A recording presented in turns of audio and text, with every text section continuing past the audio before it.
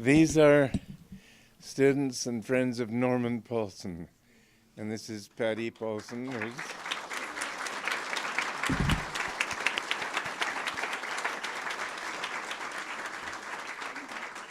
Norman was very dear to me. And I'm very glad that you could be here. I have had a chance to read their yearbook of 2007, and all the people in it, what I got the most from it was that they all seemed familiar to me and very dear to me. I would like to ask Patty to say a few words.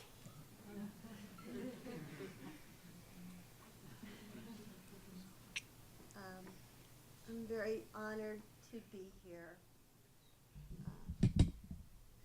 Just like that song says, I feel very much at home here, as everywhere. And there's no better place to be than to be around people, brothers and sisters that love God and love one another. And it's very much present here. And I thank everyone for giving us such a wonderful stay.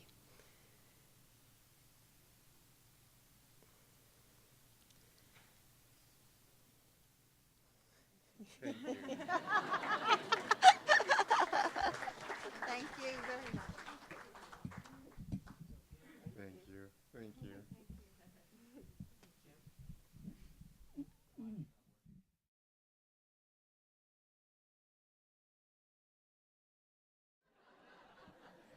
Can you hear me if I speak without it? What? It's okay, it's on.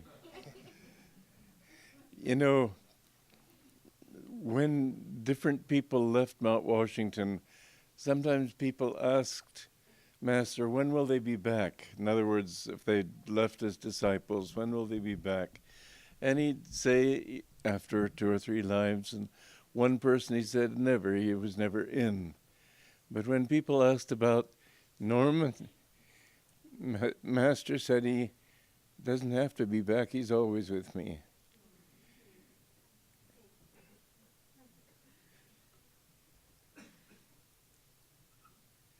I remember one time Norman wrote Master a letter saying that when I see you, I see Divine Mother. And Master, you would expect him to respond in a humble way. What he said was, then behave accordingly. And that is the subject that I want to talk about tonight. That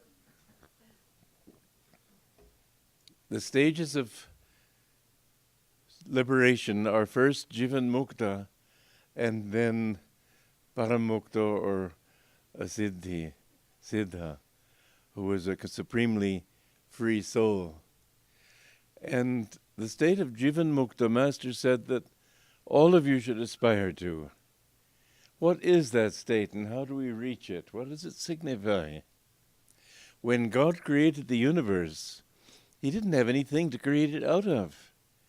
He could only create it out of His own consciousness. He dreamed everything into existence.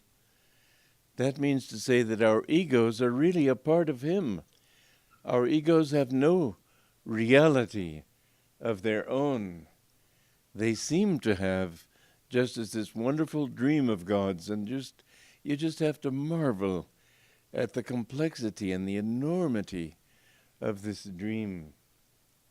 But we have to, if we are to grow spiritually, basically I've put it in this way recently in a sort of addendum to Catherine's book about William and Henry, that it's a process of maturity. The stages of growth that I mentioned in my book, Education for Life, were that first the baby and the little child for the first 6 years of his life have to work hard to get the body working well. They run and they stumble, and the baby can hardly walk, and it just takes a lot of energy and effort to get their bodies functioning in a controlled way. Then come the emotions. And children between 6 and 12, the time to really reach them through their emotions, their idealism, is during that period of emotional maturity. And then comes willpower. And until the emotions have been brought under control, the willpower will be scattered in many directions, and it won't be under control. But once that, and you see this in teenagers from 12 to 18 roughly, that they tend to be rebellious because they haven't got their will under control yet. And finally comes the intellect. And once people have mastered the intellect in such a way that they can discriminate wisely and understand impersonally whether this is a good thing to do, whether I should use my emotions and my willpower in this way or another way, this is all more in that period. Not that you can't train other aspects of your children before that, but these are the natural rhythms. And the thing is that very few people reach perfect maturity. Very few people are physically mature enough to eat the right things and do the right things. Very few people have emotional control. They get all upset and angry about nothing. Very few people have proper willpower, and people go through their whole lives, usually immature on all levels, and then bit by bit they pick up the pieces. But it's a very few people who have reached that point of maturity which understands that it will do what it has to do without any personal desires, without any personal attachments. We need to train our minds to understand that we do not do anything except by God's will. And the truly mature person has no desires for himself. He has no likes and dislikes. He does things because it is the thing to be done. It is right to do it. Very few people have that kind of maturity. And that level of maturity does not depend upon your social state. People think that aristocrats are all... Thank you. At such moments, it helps to be deaf as a post.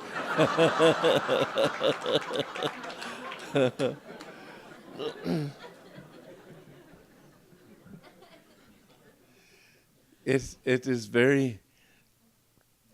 It doesn't matter upon your social level. People think of aristocrats as very sort of haughty and grim even.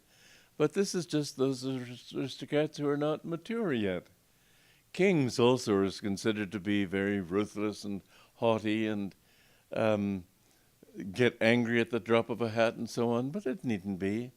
They're mature people in all walks of life, and it doesn't depend upon your environment, your upbringing, your social conditioning.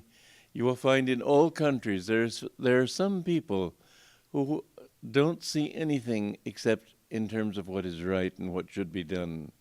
Now, this is the first stage that we need to arrive at. And how do you arrive at that? Perfect maturity means the state of Jeevan Mukta. A Jeevan Mukta is one who has no personal ego.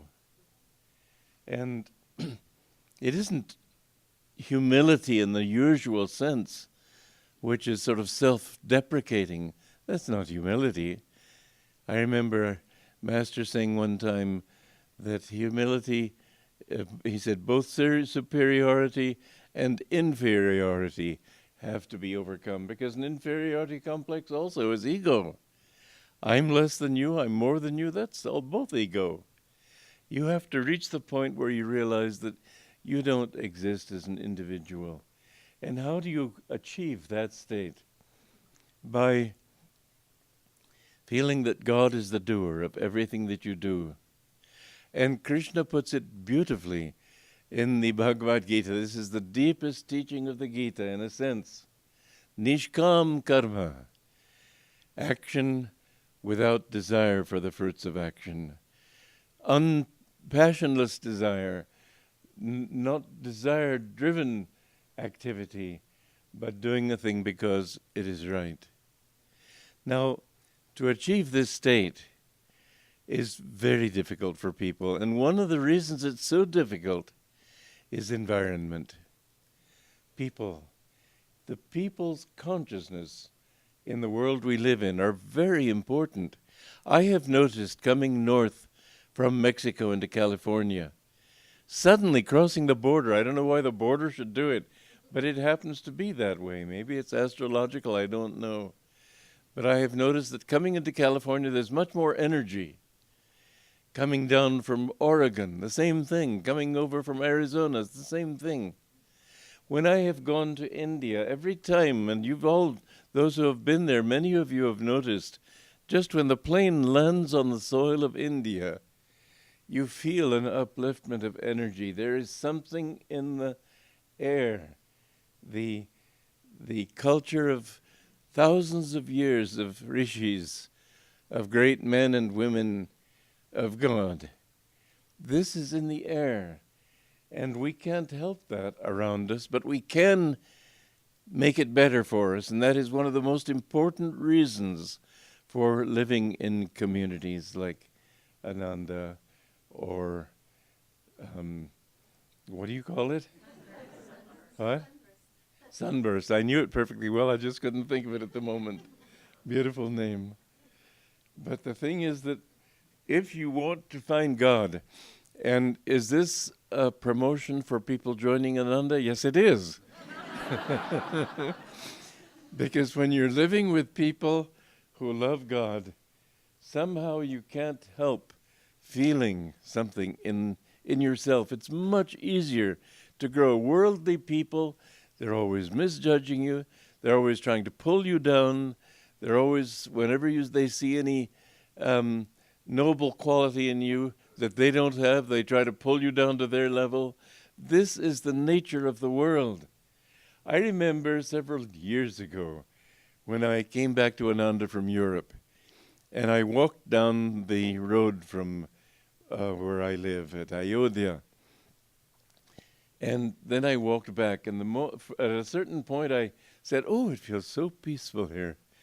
And I realized I had just crossed the border of Ananda. There is something very much to be said. Master used to say that environment is stronger than willpower. And it's very hard when you're living with somebody, when your family, when your neighbors, when all these people they're thinking of themselves. This is the usual pattern in this world. And it's such that I've noticed this, that when you have somebody who is without any motives, then people tend to think that he has bad motives. Because if you didn't have bad motives, why can't you just honestly say what you really want in life? And so Jesus said that those who renounce all for God's sake will have 100-fold and persecution. And yes, persecution is a part of it. We know that at Ananda. Some of us know it from our fellow friends and families. It's just a part of this world. But you must become strong in yourself. I think that maybe I'd want a few victories in other lives, because at the age of 9, my parents sent me to Switzerland to school, away from Romania, where I was living and where I was born. And it was a very difficult thing for a child of 9 to be sent away not only to another country, but surrounded by another language. I knew German, I knew Romanian, I knew English. I didn't know French. It was very hard, and I felt very lonely, but I'm very grateful that I was forced for my health. My parents weren't trying to get rid of me. It was recommended that for my health I had to go there. And then I went to school in England. I thought it was, again, a very good sign of some kind of good karma, that victories won in the past, that my father, just when I was ready to find Master, he was sent by his company to Egypt to seek oil there. And after a few months of packing Mother up and everything, I put her on the ship to go join him in Egypt. The very day that I put her on the ship, I found Autobiography of a Yogi. It was really a great blessing. I know they would have done their best to keep me from it. Mind you, a week before I went and said my first words to him were, "I want to be your disciple." A week before that, I had never heard words like yogi, dharma, karma. I didn't know anything about reincarnation. The whole thing was just completely foreign to me. But when I read Autobiography of a Yogi, that did it for me. I knew that's what I wanted. I've never changed my mind for a second in all these 60 years. But I was spared that. I don't know that everyone is spared that. But I have always, fortunately, and I think this is why I was spared it, I've never let anybody's opinions influence me. If I liked them and they decided they didn't like me, I still liked them. If I felt there was something wrong with them and they were full of liking and admiration for me, I still didn't feel right about them. My opinions were my own, and I think that's why I didn't have to go through that test, which would have been unpleasant, but I could have still survived it, because I knew what I wanted. I wanted truth. I wanted God. And Master was the way that I knew that I could find God. But to be a Jeevan Mukta, you've got to be able to stand firmly on your own feet, in spite of what anybody thinks or says. Don't let other people's opinions influence you. Don't let their likes and dislikes influence you. You know this modern art craze, which is still a craze after 100 years or so. I can't help thinking that people go to museums and sort of, yeah, it's beautiful. Or if other people, very few people can stand up and say, as I do, I hate Picasso. Because he's a distorted mind. He has a distorted image of people with these twisted faces and so on. I think art should be true to human nature. And if it distorts human nature, it's not art. It's grotesque. And I don't say he didn't do beautiful things. He did. But I think that I will not let anybody's opinion influence what I feel.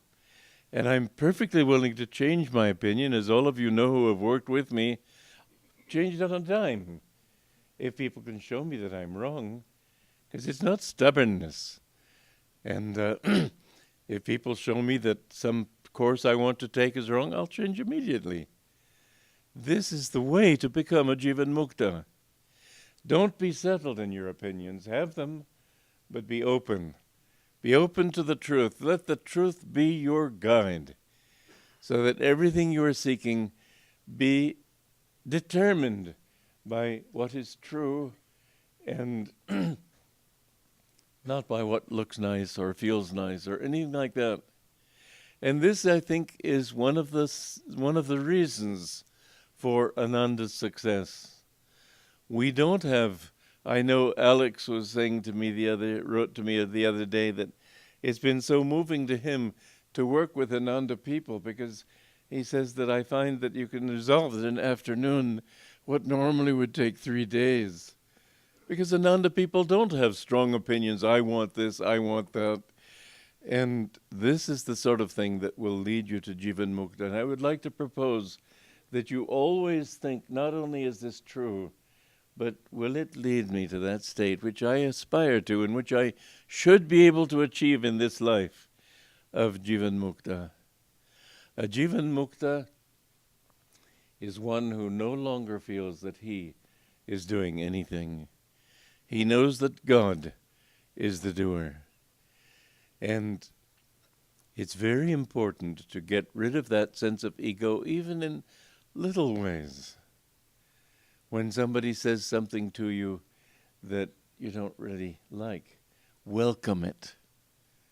If somebody insults you, thank him. If somebody says, that was wonderful what you did, say, God is the doer. Don't accept to yourself any praise or blame. Praise cannot make me any better. Blame cannot make me any worse. I am what I am before God and my own higher self. This is what Master told us to do. So that in your work, sometimes people have written me, I don't feel appreciated in my work. I'd say that's good. Anything that can make you think that I want to get rid of this thought, it's good. I have found situations in which people didn't like what I did or what I represented or what I was. I'm glad for it. It helps me to diminish this thought of I, which is such a small thing when you come to look at it. I mean, look at this universe of eyes. Who are we? We're really nothing. But if we are instruments of God, there is nothing we cannot do. This is the secret to whatever creativity I've been able to manifest in this life. I don't feel that I want to write a particular note, and when I write music, I think that I can say with all sincerity that every note I have written has been sincere. But the reason it has been sincere is that I didn't do it. I always ask God, well, what would you like to say through me? What melody would you like to have through me? And I've seen that you can do so much more when you let God do it. Whereas if the thought comes in, oh, I want this or I want that, suddenly it blocks your creativity. There is, in fact, and this is a very good point to keep in mind, because people think, well, I don't want to do nothing. I'd like to be able to contribute something worthwhile. There is nothing that God cannot do with you if you will let him do it.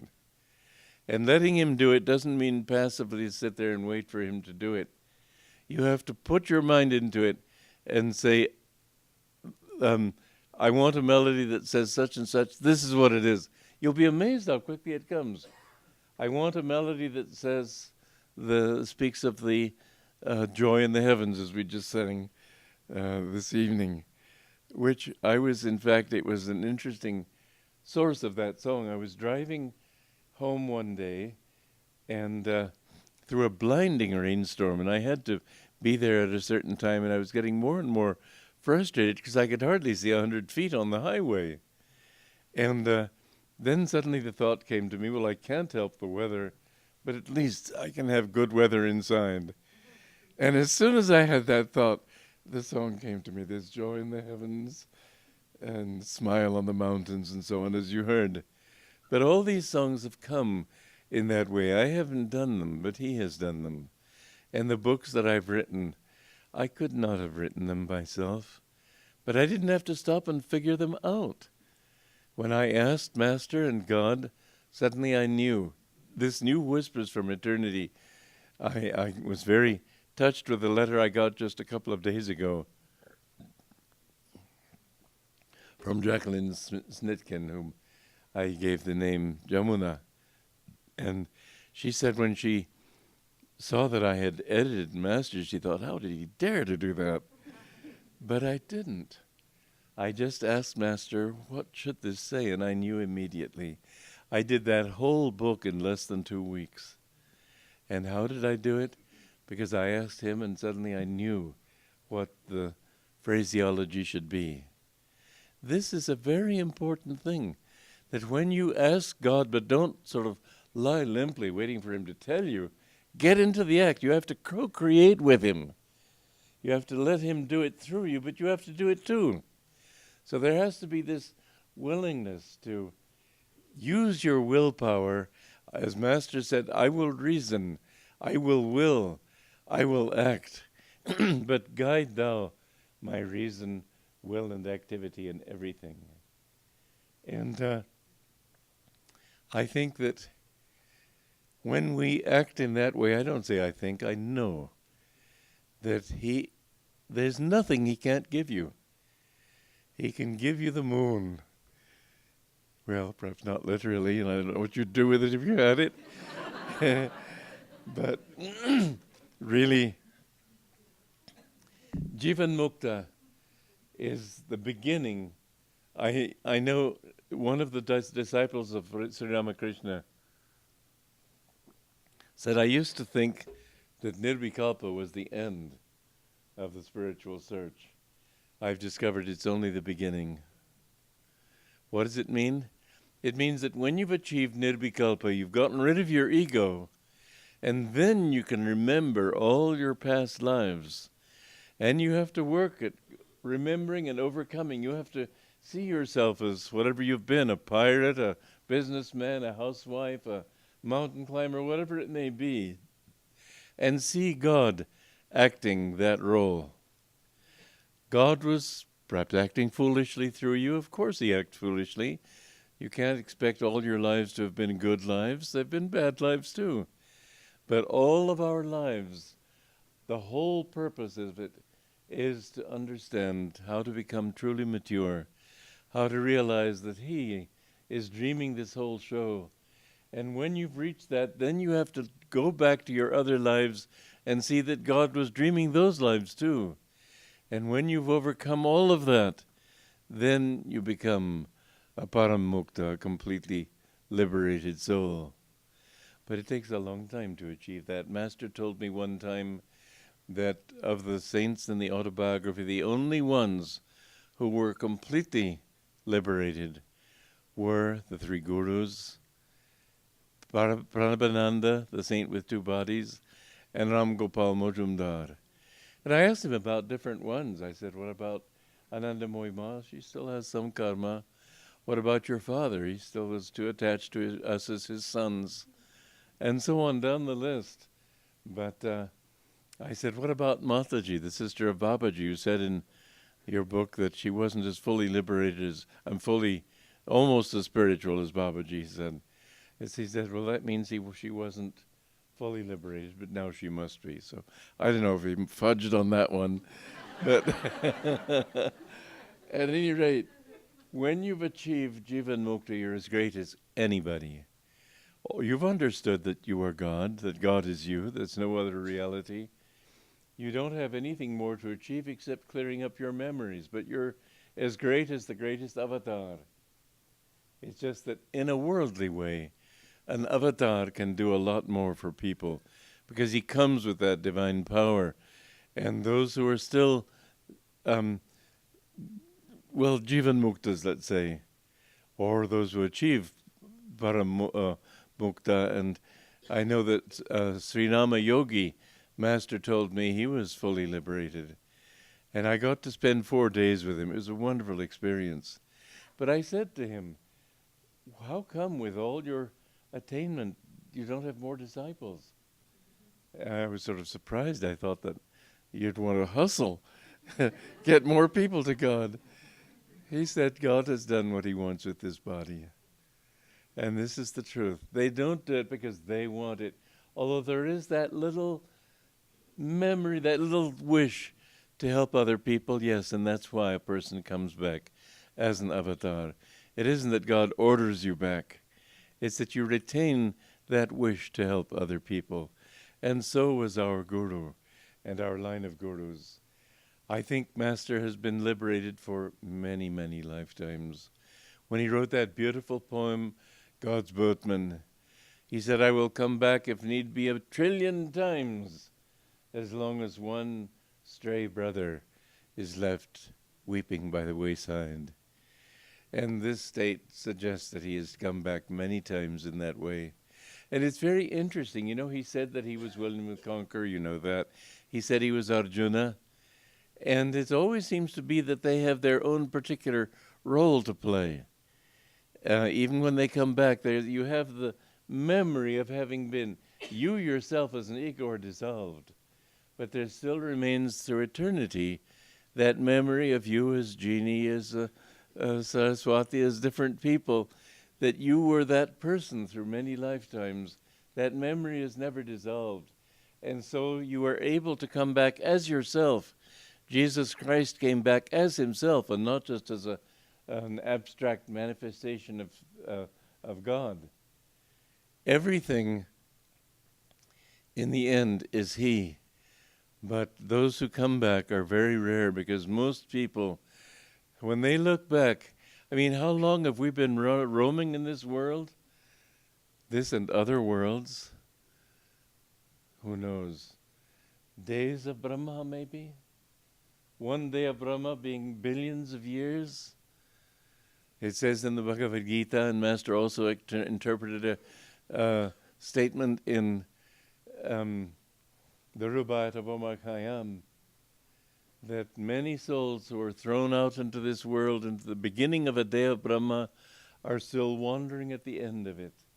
And who knows how many days of Brahma they will wander. They go into that quiescent state, and then they come back, and again roam through countless incarnations. Don't you think it's long enough?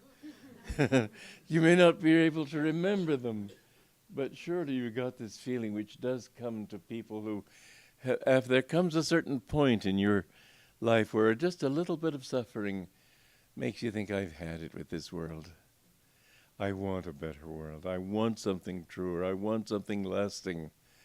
And so it is. I don't think there's probably anybody in this room who hasn't turned to God because of suffering of some kind, which may not have been deep, but it reminded you of all, your soul was reminded of all those incarnation after incarnation of suffering. As Krishna says in the Bhagavad Gita, get away from my ocean of suffering and misery. And what is suffering really? Basically, it is thinking that things, it's due to thinking things not to be the way they are. And so as long as you've got an ego, you're going to wish that they were different from what they are. And so you'll suffer. Suffering, if you're perfectly open to anything that comes, it won't matter to you. Jeevan Muktas may go through great pain and suffering and so on. It doesn't matter to them.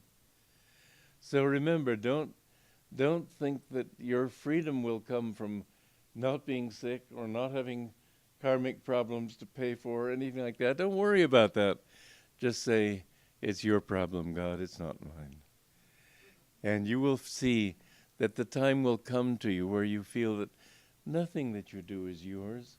I remember going up into Upper Ayodhya in 1975 or something like that. And I saw lights in the trailers there. We didn't have houses there yet. And the thought came to me, years ago this place was darkness. Now it's light. I did this. If I hadn't built Ananda, there would still be darkness here. And then my mind asked me the question, does that thought please you? I thought, not at all, because it makes me feel shrunk and limited. I didn't do it, He did it. He did it through me, He did it through all of us.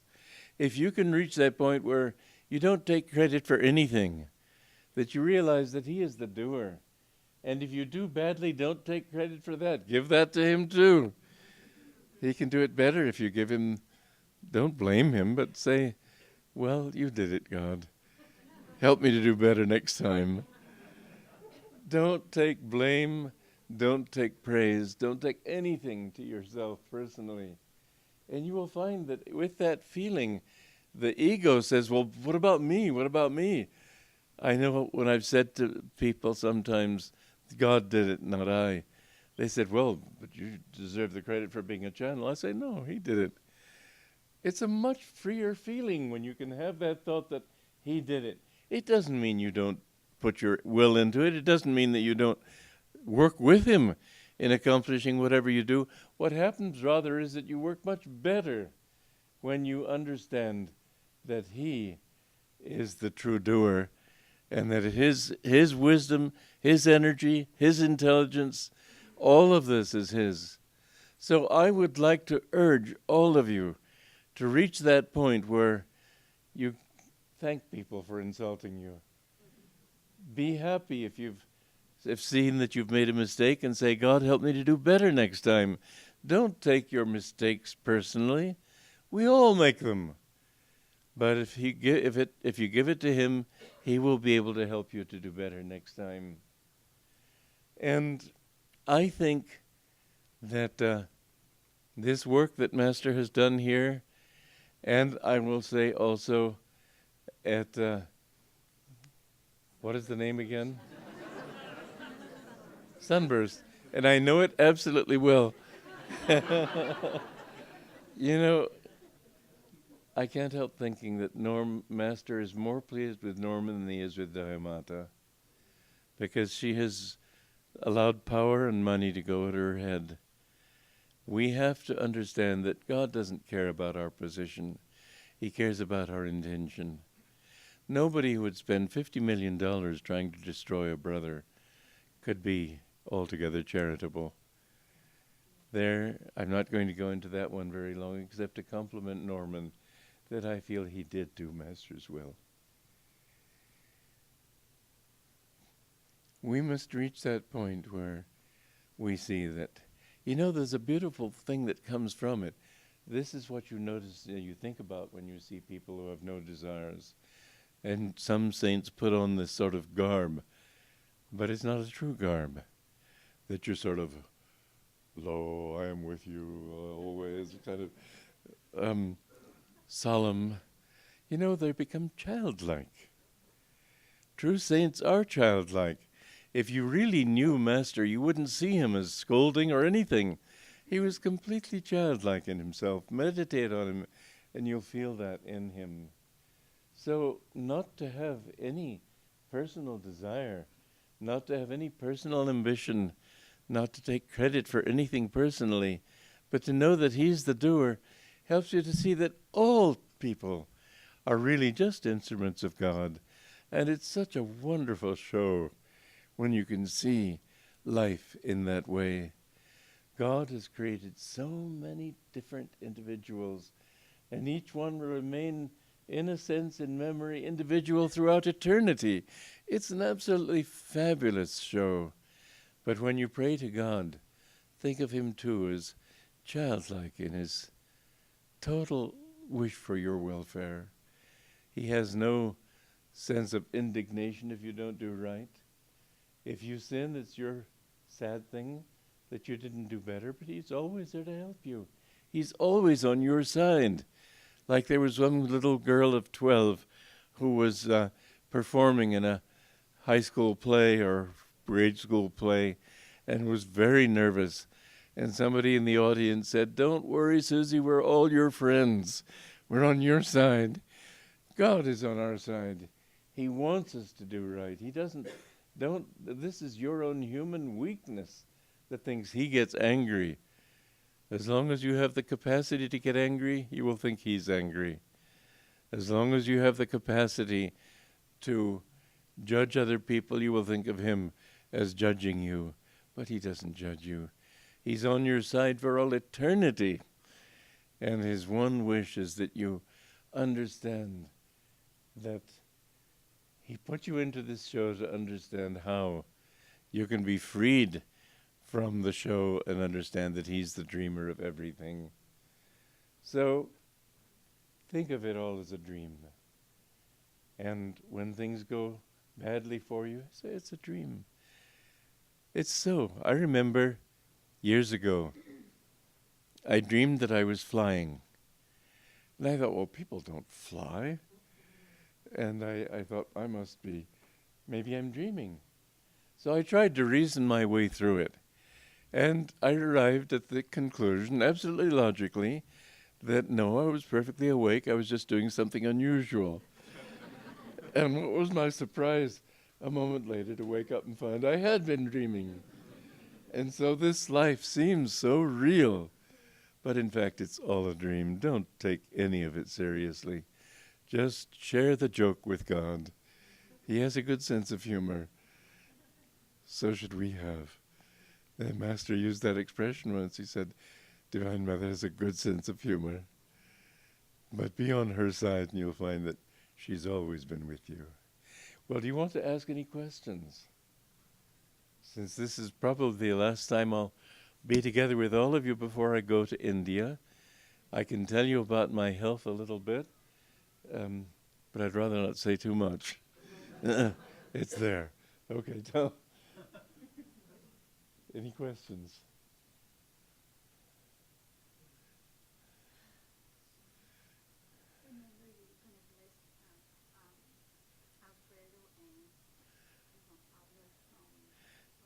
Yes.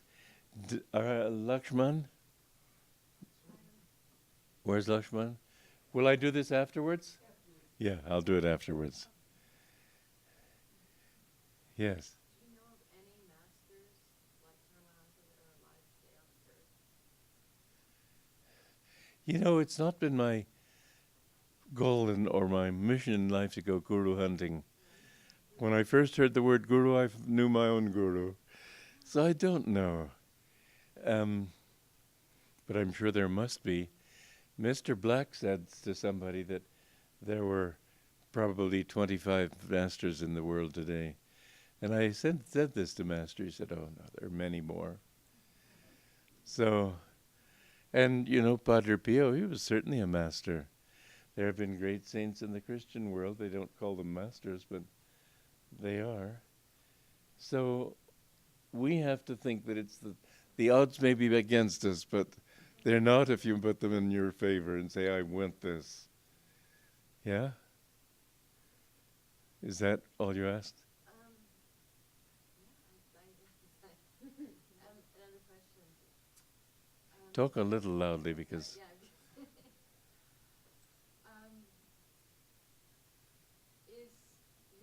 Kriya Yoga any relation to Vipassana? Does that have any? Is it what? Any relation to Vipassana? Does Kriya have a relationship to Vipassana Yoga? Vipassana. I don't think it does, because Vipassana, as far as I've understood it, means trying not to think. And it's very difficult not to think. It's much better to think about something calming. And in that sense, I'm not sure I approve of Vipassana in that. At least I don't approve of trying to make the mind blank. It won't work that way. But Kriya Yoga gives you something positive to think about, and this is more helpful. So that's, I think, an important question. And I've also heard that Ananda Yoga called Surat Shabda Yoga. Shabda Yoga, Shabda means sound. Yes, the audible sound. Yes. Audible light. And Ananda Yoga, we have given that name to our Hatha Yoga. Okay. Yeah, because we've used Hatha Yoga as a means of helping to harmonize the body and the mind, and not just as a physical thing. So I gave it that name, but otherwise, if you speak of the yoga that we do, certainly it's more Kriya Yoga and the techniques that we use. And beyond that, Raja Yoga, which is to realize that all paths lead to that final goal.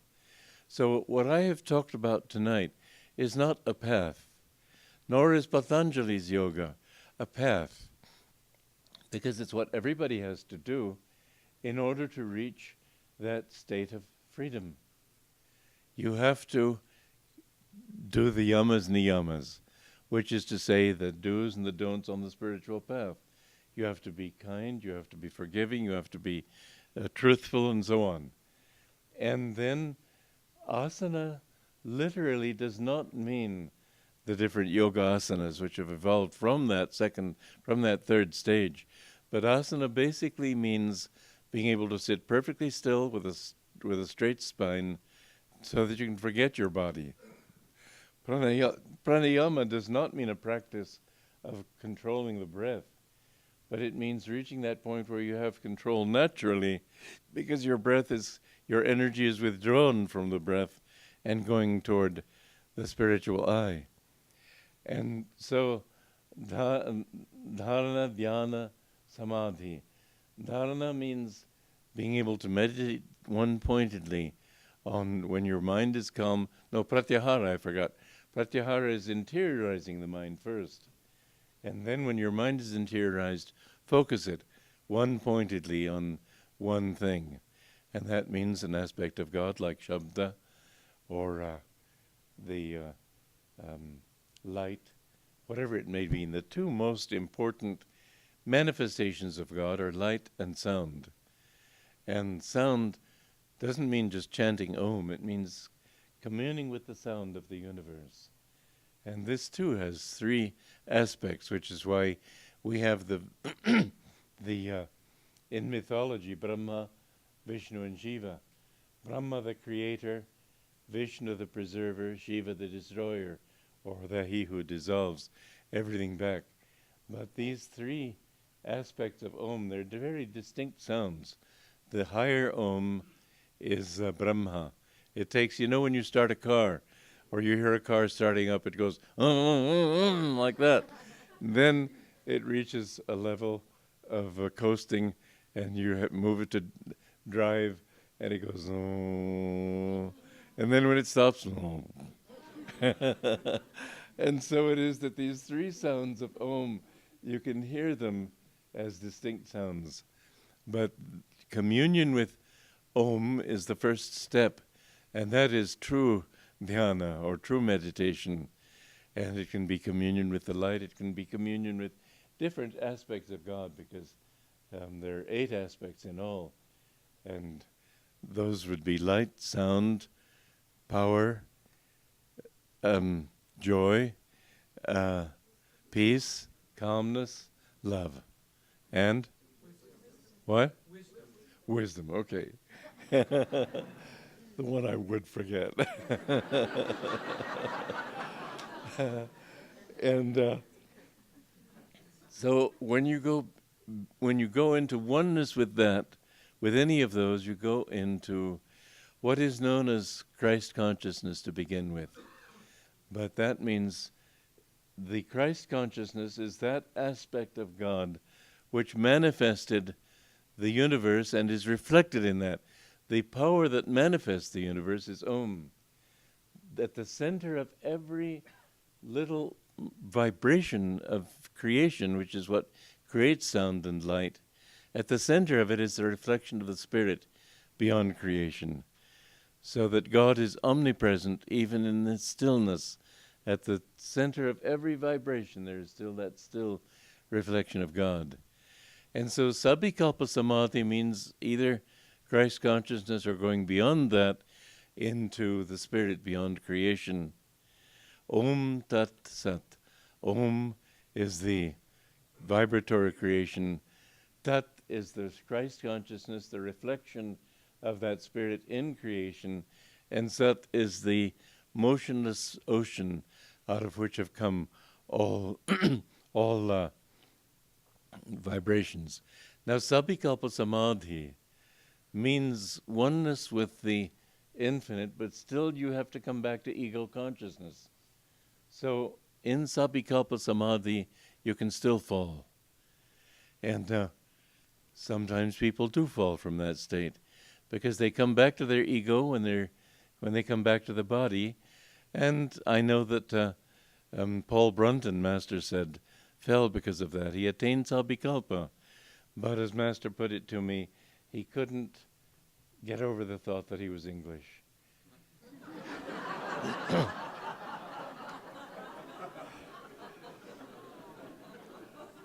The Indians, Ramana Maharshi was fine, but Ramana Maharshi's brother was the sort of thing no Englishman would put up with. And he fell from that. And I have some cause to think maybe I've attained that before, but now I'm not there.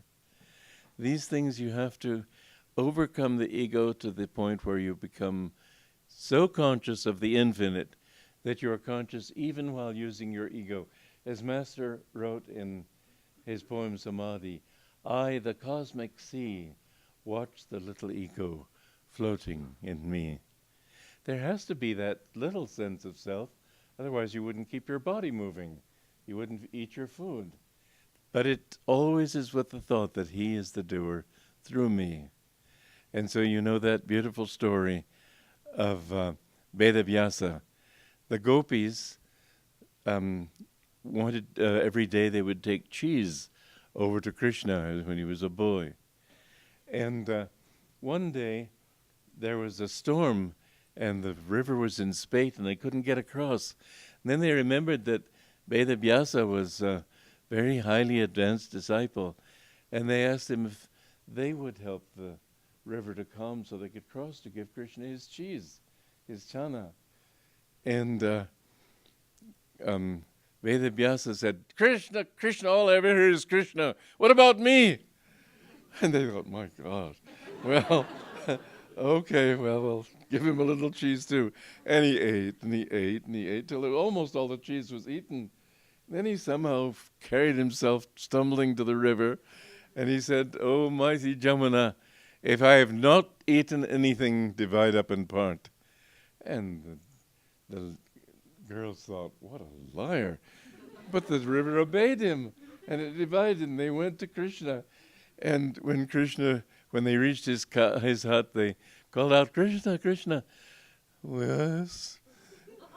And finally he came to the door and he said, what is it? Krishna, your cheese. Oh, that fellow across the river has given me so much cheese I can't eat anything more. So the thing is that Vedavyasa did not think he was eating. He felt Krishna was eating through him. And so it isn't what you do. It's the consciousness with which you do it.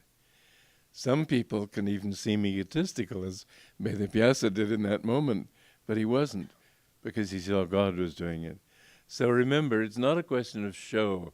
You're not showing your humility, but in yourself, just realize he is the doer. And you will feel great freedom in that thought.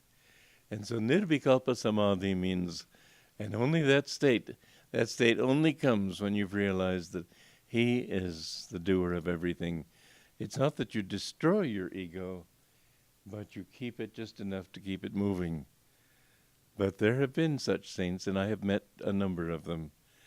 Ananda Moyima was certainly one, and so was Sri Rama Yogi, and there have been others.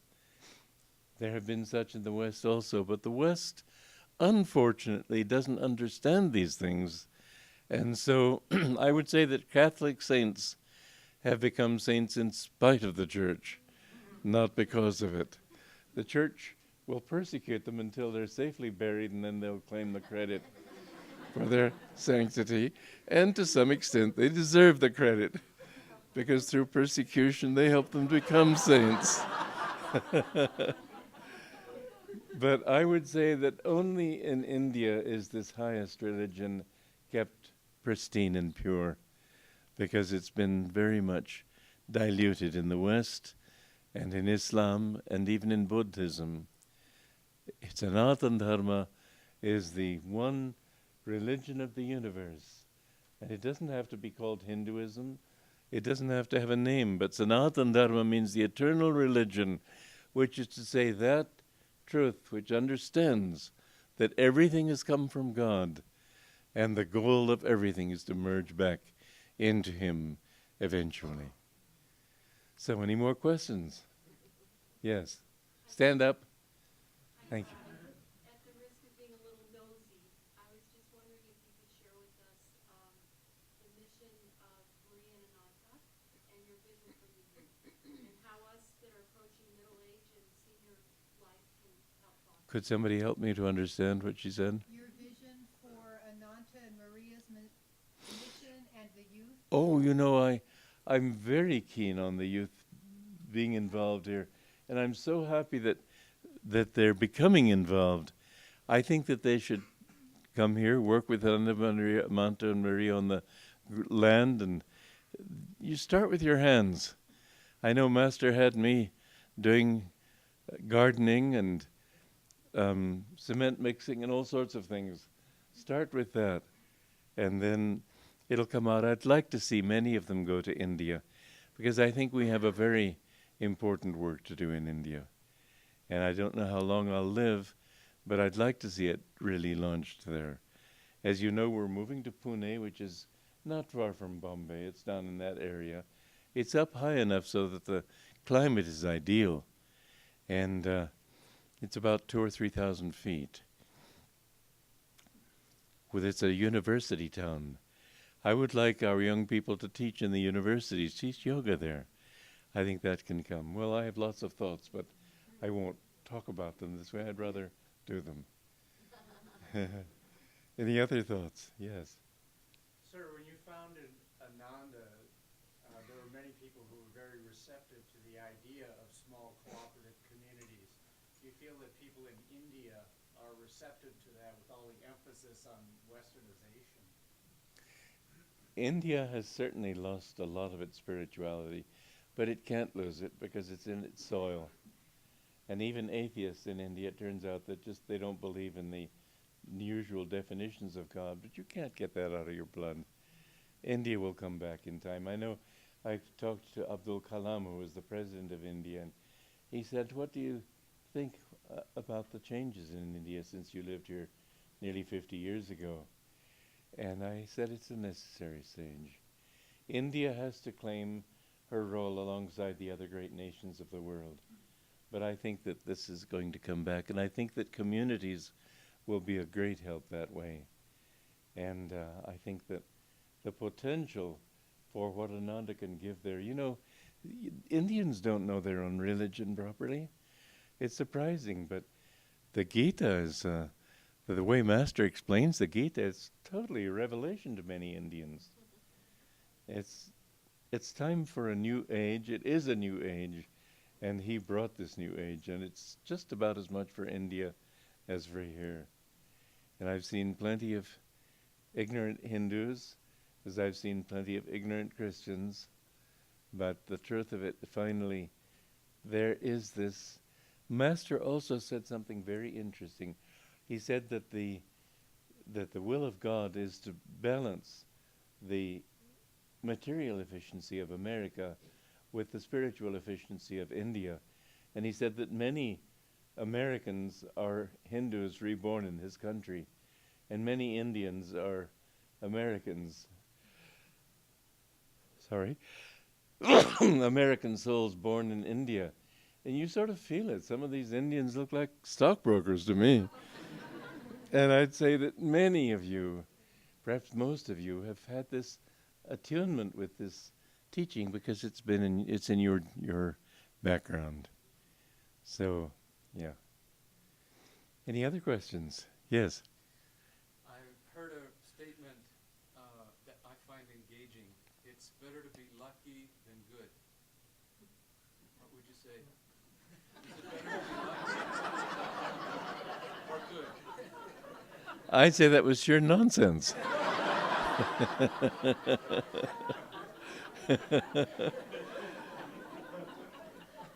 You may have the good karma to be lucky, but if you go on doing wrong things, you'll end up being unlucky. And you may have the bad karma not to be lucky, but if you keep trying, you will be lucky in time. And good luck has no reality, it's good karma. But so many things happen that you don't have any control over. Why are you here? How did you find this place? So many things that happen to us we just have no control over. How did I find Master? It was my karma. How come I didn't wander through all these other gurus that most people do? It was my karma. Everybody has, his life is guided entirely by karma.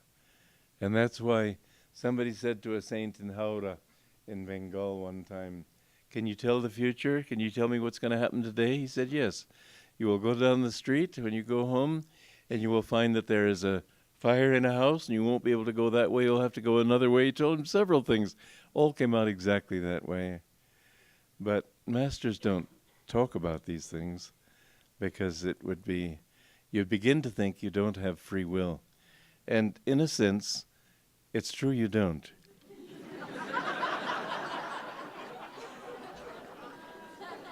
But I don't mean that as humorously as it sounds. Because free will, if you think that free will means that you can do what you like, you can't. Something will prevent you from doing one thing and force you to do another. Free will means when you can do things without being forced by desire. When everything you do, people think, well, if I just become a pawn of God, how can I have free will? That's not being a pawn, that's freedom. When you can act for your own welfare without any desire in the matter, and that's God's welfare. So masters, they could predict Jesus' life before he was born. He didn't have to. undergo the crucifixion, but he did because it was God's will. And his freedom came from doing God's will. So to be free in your will does not mean to do what you want, but it means stopping doing anything you want and knowing that the truth is the only thing that matters. That's freedom. So when you get rid of your ego, that's freedom. But as long as you think, I do this because I want to, what makes you want it? Not so easy to answer that question. Any other questions? There's somebody over here.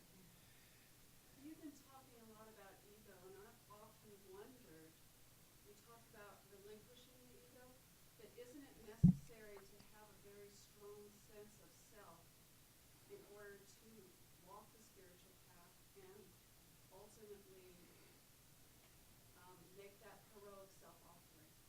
I don't think so. No. You have to have a strong sense of your true self, and that's different. Your ego is not your true self.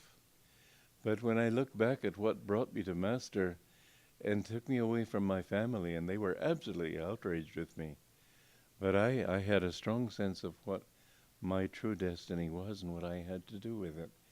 And so my strong sense of self could have meant, well, I want to be an architect, and you say I shouldn't be, but I'm going to be. I didn't come to Master with that thought. I came to him because I knew that this would lead me to the truth.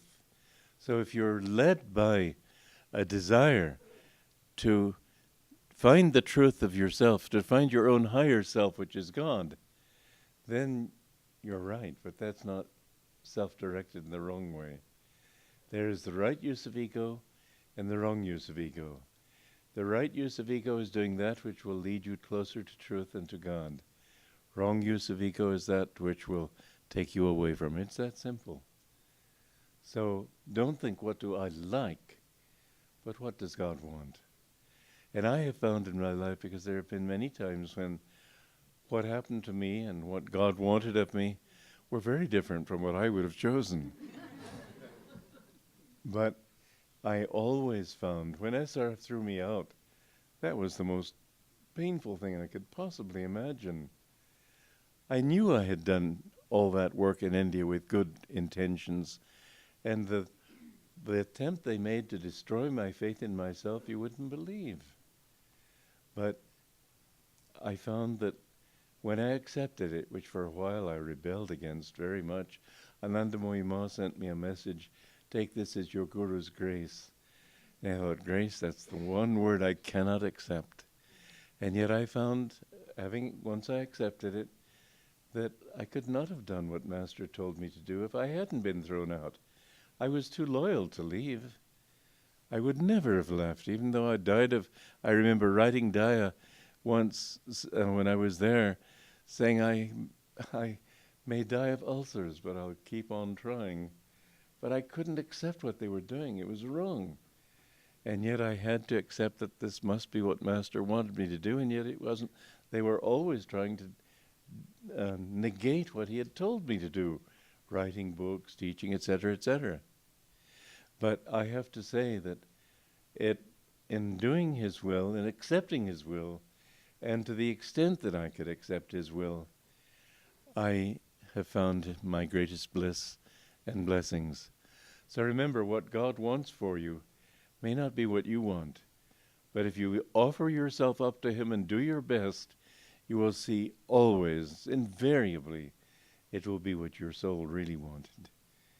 And I'm grateful for all of you. I wouldn't have you we wouldn't be here tonight if this had not been the case. But I'm grateful. So there was another question? Swami, Master traveled all over the world, such as you have. And my question is, let me think.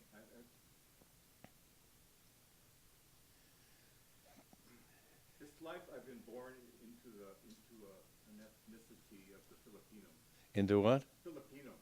Yeah. In the Philippines. And when I go home to the Bay Area, and I meet many of the Filipinos, and I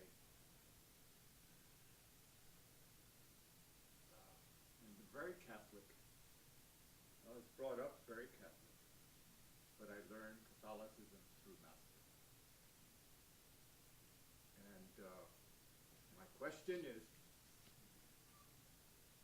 what did Master ever talk about or mention the Philippines? About Such as Ananda has been traveling. We have South America, Africa. did he ever go to the Philippines? I don't know that he did. I've never been there either. But God is everywhere. Yeah. I don't quite understand your question because Well, I read a statement once, travel needn't be broadening if you diet.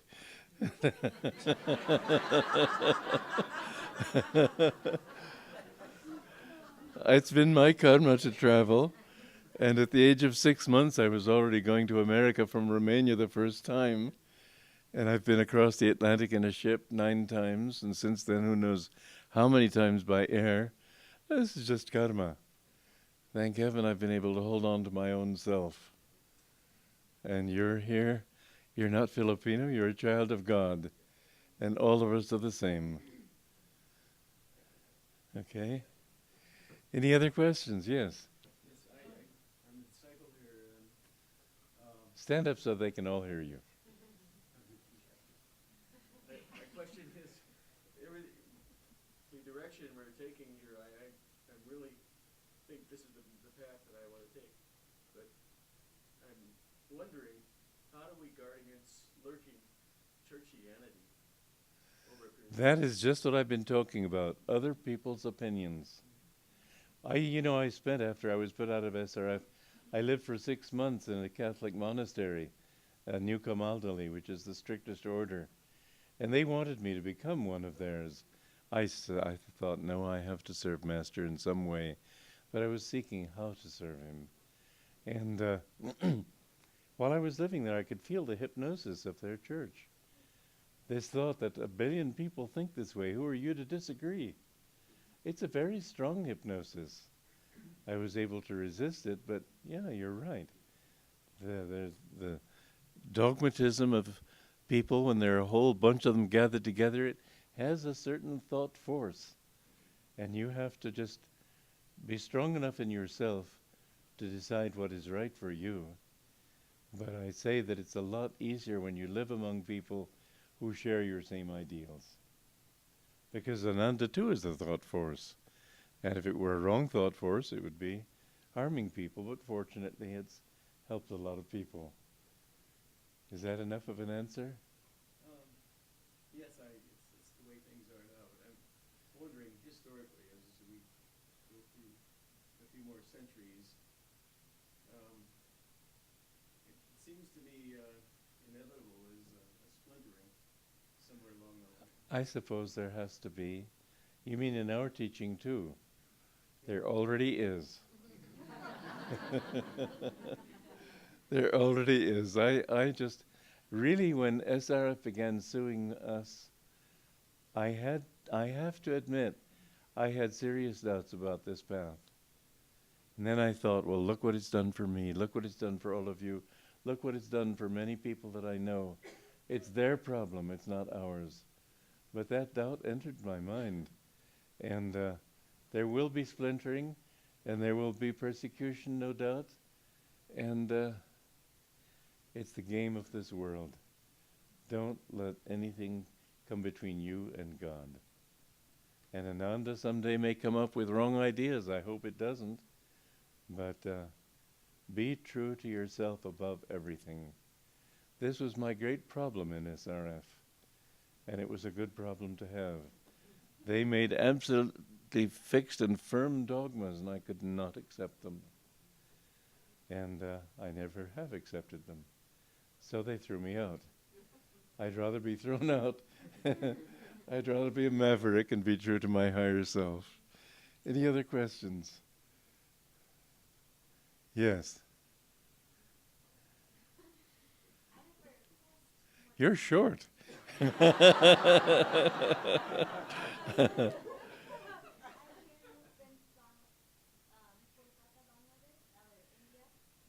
What's she saying? You've been to Calcutta. What? You've been to Calcutta. See, তুমি বাংলা জানো?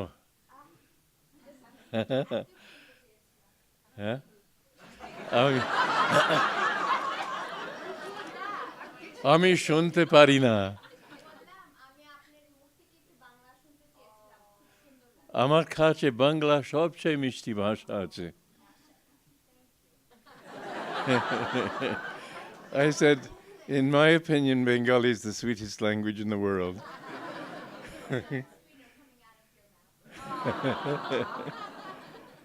Yes.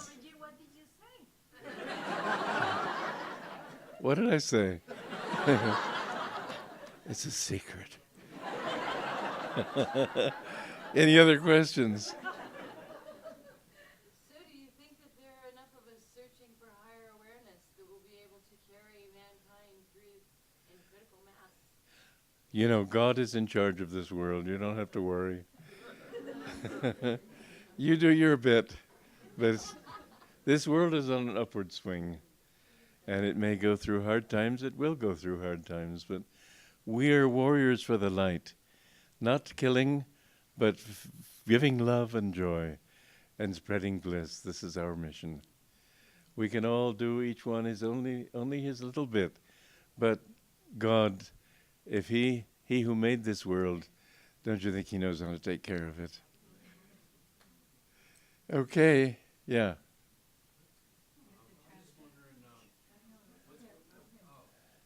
Go ahead, back there. I'll call you next. What's one of your favorite memories that you've had with Master you can think of? Of Favorite memory of Master. I remember one time when I began to miss him very much. And I went down to Encinitas, where he was staying at that time. And he passed by in the car, and he looked at me and he said, I have missed you very much. And he had me go up to his room and talked with me. But I realized that unrequited love is not in God. When you love God, he loves you, and he shows you his love. I think that's one of my sweetest memories. Yes. ¿Cuál puede ser la mejor actitud? Huh? ¿Cuál Which puede- one, I had to translate. ¿Cuál puede ser la mejor actitud Which one will be the best attitude in when confronting, ante los cambios when you confront certain changes, que está enfrentando el mundo en este momento? that about what the kind of attitude when faced with all the changes that are occurring right now in the world. It comes from Venezuela, so there is a Accept them as coming from God. que los aceptes como vienen de Dios. All change. Change is usually painful because we want things to be the way they are. But you know, I heard a story of a monk in India who was, he had a ticket, but the ticket collector on it before he got into a train was assuming he didn't and grabbed him like this, and the monk just immediately. When any test comes, any obstacle comes, any threat comes, let it be. And you will find ascendido. Okay. Any other? I think that may be enough. All right, one more. What is the best way, besides Kriya and trying to tune into Master, to develop Be in tune with him. Ask him every time you do anything, is this your will? to develop magnetism? To Develop magnetism. that certainly develops magnetism. If you do it with his will, his magnetism will fill you.